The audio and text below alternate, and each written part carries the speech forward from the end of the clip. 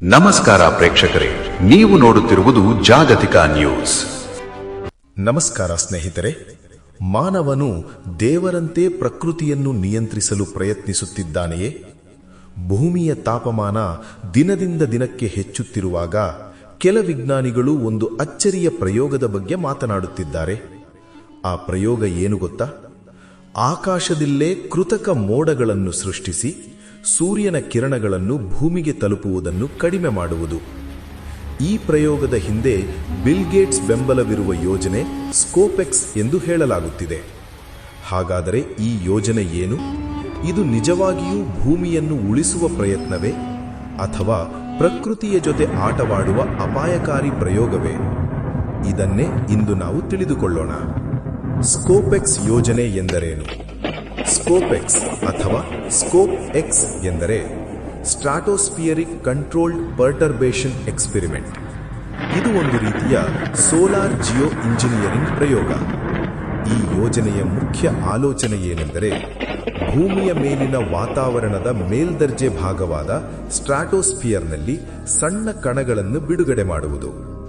ಈ ಕಣಗಳು ಸೂರ್ಯನ ಬೆಳಕನ್ನು ಪ್ರತಿಫಲಿಸಿ ಭೂಮಿಗೆ ಬರುವ ಉಷ್ಣತೆಯನ್ನು ಸ್ವಲ್ಪ ಮಟ್ಟಿಗೆ ಕಡಿಮೆ ಮಾಡಬಹುದು.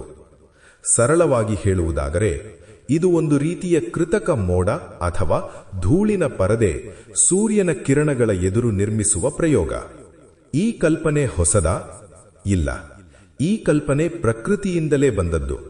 1991ರಲ್ಲಿ ಫಿಲಿಪೈನ್ಸ್ ದೇಶದ ಮೌಂಟ್ ಪಿನಾಟುಬೋ ಜ್ವಾಲಾಮುಖಿ ಸ್ಫೋಟಗೊಂಡಾಗ ವಾಯುಮಂಡಲಕ್ಕೆ ಲಕ್ಷಾಂತರ ಟನ್ ಗಂಧಕ ಕಣಗಳು ಹಾರಿದವು.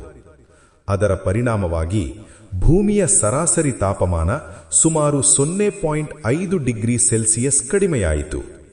ಇದನ್ನೇ ಆಧಾರ ಮಾಡಿಕೊಂಡು ಕೆಲ ವಿಜ್ಞಾನಿಗಳು ಯೋಚಿಸಿದರು, ನಾವು ಜ್ವಾಲಾಮುಖಿಯ ಪರಿಣಾಮವನ್ನು ಕೃತಕವಾಗಿ ಸೃಷ್ಟಿಸಿದರೆ ಭೂಮಿಯ ತಾಪಮಾನವನ್ನು ನಿಯಂತ್ರಿಸಬಹುದೇ? ಇಲ್ಲಿಂದಲೇ ಈ ರೀತಿಯ ಯೋಜನೆಗಳು ಹುಟ್ಟಿಕೊಂಡವು. ಸ್ಕೋಪೆಕ್ಸ್ ಪ್ರಯೋಗ ಹೇಗೆ ನಡೆಯಲಿದೆ?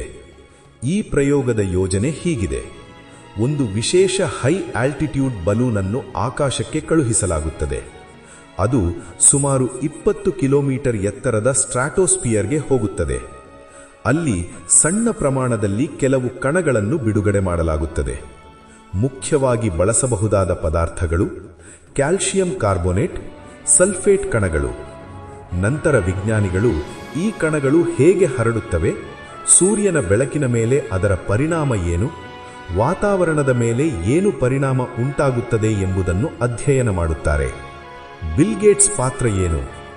ಈ ಯೋಜನೆಯನ್ನು ನೇರವಾಗಿ ಬಿಲ್ ಗೇಟ್ಸ್ ನಡೆಸುವುದಿಲ್ಲ, ಆದರೆ ಅಮೆರಿಕಾದ ಹಾರ್ವರ್ಡ್ ಯೂನಿವರ್ಸಿಟಿ ವಿಜ್ಞಾನಿಗಳ ಸಂಶೋಧನೆಗೆ ಕೆಲ ಫೌಂಡೇಶನ್ಗಳ ಮೂಲಕ ಹಣಕಾಸು ಬೆಂಬಲ ದೊರೆತಿದೆ. ಅದರ ಬೆಂಬಲ ನೀಡಿದವರಲ್ಲಿ Bill and Melinda Gates foundation ಸಹ ಸೇರಿದೆ. ಅದರ ಕಾರಣದಿಂದ ಸೋಷಿಯಲ್ ಮೀಡಿಯಾದಲ್ಲಿ ಕೆಲವರು ಹೇಳುತ್ತಿದ್ದಾರೆ, ಬಿಲ್ ಗೇಟ್ಸ್ ಆಕಾಶದಲ್ಲಿ ಕೃತಕ ಮೋಡ ನಿರ್ಮಿಸಿ ಭೂಮಿಯನ್ನು ನಿಯಂತ್ರಿಸಲು ಪ್ರಯತ್ನಿಸುತ್ತಿದ್ದಾರೆ ಎಂದು. ಆದರೆ ವಾಸ್ತವದಲ್ಲಿ ಇದು ಇನ್ನೂ ಸಂಶೋಧನಾ ಹಂತದ ಪ್ರಯೋಗ ಮಾತ್ರ. ಏಕೆ ಈ ಪ್ರಯೋಗದ ಬಗ್ಗೆ ವಿವಾದವಿದೆ? ಈ ಯೋಜನೆಗೆ ಹಲವಾರು ವಿಜ್ಞಾನಿಗಳು ವಿರೋಧಿಸುತ್ತಿದ್ದಾರೆ. ಅವರ ಆತಂಕಗಳೇನೆಂದರೆ, ಮೊದಲನೆಯದು, ಈ ಪ್ರಯೋಗದಿಂದ ಮಳೆ ಮಾದರಿಗಳು ಬದಲಾಗಬಹುದು. ಕೆಲ ದೇಶಗಳಲ್ಲಿ ಮಳೆ ಕಡಿಮೆಯಾಗಬಹುದು, ಕೆಲ ಕಡೆ ಹೆಚ್ಚು ಮಳೆಯಾಗಬಹುದು. ಎರಡನೆಯದು, ವಾತಾವರಣದ ರಾಸಾಯನಿಕ ಸಮತೋಲನ ಬದಲಾಗುವ ಸಾಧ್ಯತೆ.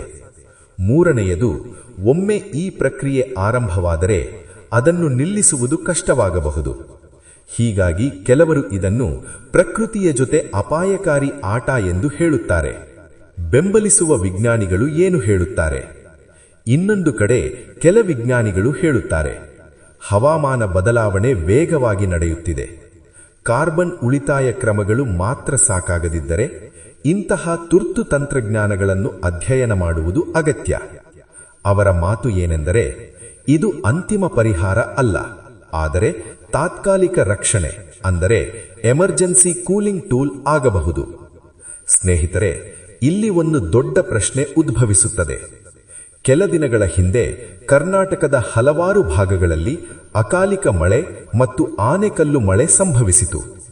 ಕೆಲ ರೈತರ ತೋಟಗಳು ಹಾನಿಗೊಂಡವು, ಬೆಳೆಗಳಿಗೆ ದೊಡ್ಡ ನಷ್ಟವಾಯಿತು. ಅದರ ನಂತರ ಸೋಷಿಯಲ್ ಮೀಡಿಯಾದಲ್ಲಿ ಒಂದು ಮಾತು ಹರಡುತ್ತಿದೆ.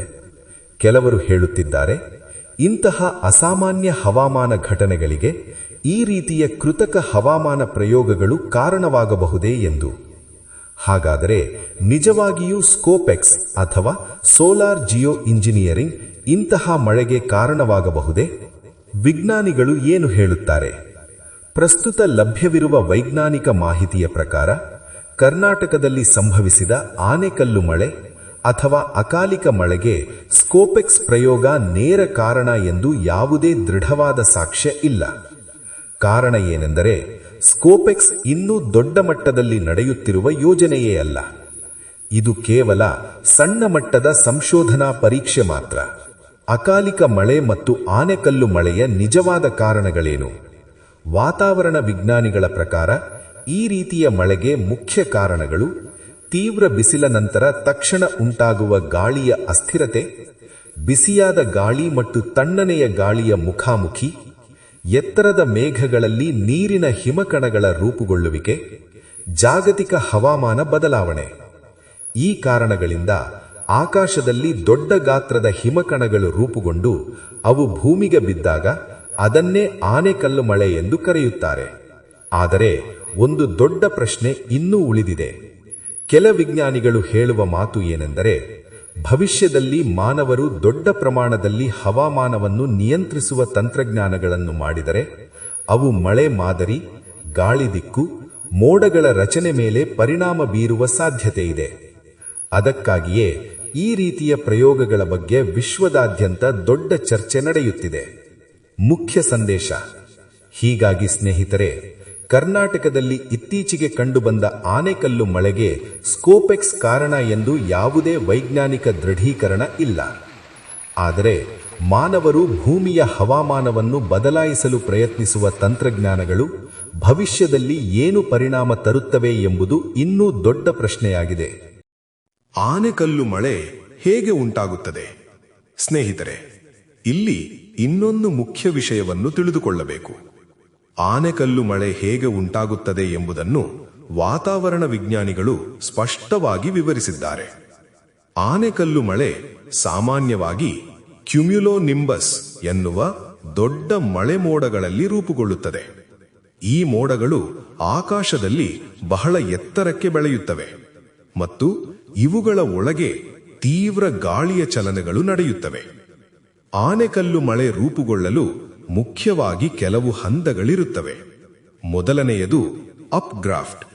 ಭೂಮಿ ಹೆಚ್ಚು ಬಿಸಿಯಾಗಿದ್ದಾಗ ಬಿಸಿಯಾದ ಗಾಳಿ ವೇಗವಾಗಿ ಮೇಲಕ್ಕೇರುತ್ತದೆ. ಈ ಗಾಳಿ ಮೋಡಗಳೊಳಗೆ ಹೋಗಿ ನೀರಿನ ಹನಿಗಳನ್ನು ಮೇಲಕ್ಕೆ ಎತ್ತುತ್ತದೆ. ಎರಡನೆಯದು ಫ್ರೀಸಿಂಗ್ ಹಂತ. ಮೋಡಗಳ ಮೇಲ್ಭಾಗದಲ್ಲಿ ತಾಪಮಾನ ಬಹಳ ಕಡಿಮೆ ಇರುತ್ತದೆ. ಅಲ್ಲಿ ಈ ನೀರಿನ ಹನಿಗಳು ಹಿಮದ ಕಣಗಳಾಗಿ ಮಾರ್ಪಡುತ್ತವೆ. ಮೂರನೆಯದು ಲೇಯರಿಂಗ್. ಈ ಹಿಮದ ಕಣಗಳು ಮತ್ತೆ ಮತ್ತೆ ಮೋಡಗಳೊಳಗೆ ಮೇಲಕ್ಕೆ ಕೆಳಕ್ಕೆ ಚಲಿಸುತ್ತವೆ. ಪ್ರತಿ ಬಾರಿ ಅವುಗಳ ಮೇಲೆ ಹೊಸ ಹಿಮದ ಪದರಗಳು ಜಮೆಯಾಗುತ್ತವೆ. ಹೀಗೆ ಹಿಮದ ಗಡ್ಡೆಗಳು ದೊಡ್ಡದಾಗುತ್ತವೆ. ಕೊನೆಯ ಹಂತ ಗುರುತ್ವಾಕರ್ಷಣೆ. ಹಿಮದ ಗಡ್ಡೆಗಳು ತುಂಬಾ ಭಾರವಾದಾಗ ಮೋಡಗಳು ಅವುಗಳನ್ನು ಹಿಡಿದುಕೊಳ್ಳಲು ಸಾಧ್ಯವಾಗುವುದಿಲ್ಲ. ಆ ಸಮಯದಲ್ಲಿ ಅವು ಭೂಮಿಗೆ ಬೀಳುತ್ತವೆ. ಅದನ್ನೇ ನಾವು ಆನೆಕಲ್ಲು ಮಳೆ ಎಂದು ಕರೆಯುತ್ತೇವೆ. ಕರ್ನಾಟಕದಲ್ಲಿ ಇತ್ತೀಚೆಗೆ ಏಕೆ ಹೆಚ್ಚಾಗಿದೆ?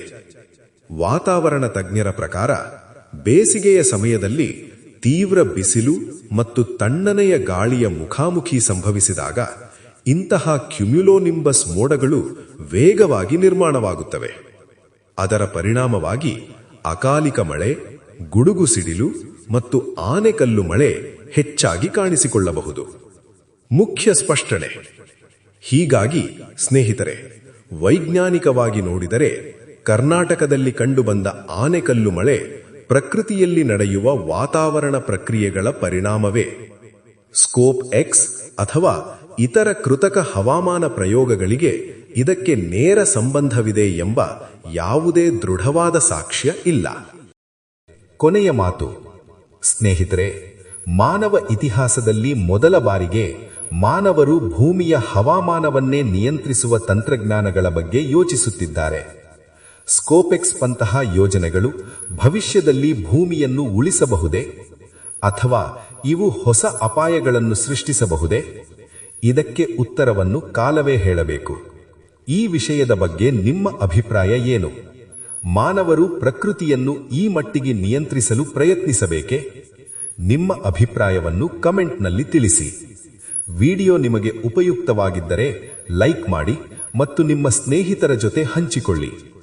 ಇಂತಹ ಜಗತ್ತಿನ ಪ್ರಮುಖ ಘಟನೆಗಳ ವಿಶ್ಲೇಷಣೆಯನ್ನು ನೋಡಲು ನಮ್ಮ ಜಾಗತಿಕ ನ್ಯೂಸ್ ಗ್ಲೋಬಲ್ ನ್ಯೂಸ್ ಚಾನೆಲ್ ಅನ್ನು ಸಬ್ಸ್ಕ್ರೈಬ್ ಮಾಡೋದನ್ನ ಮರಿಬೇಡಿ. ಧನ್ಯವಾದಗಳು.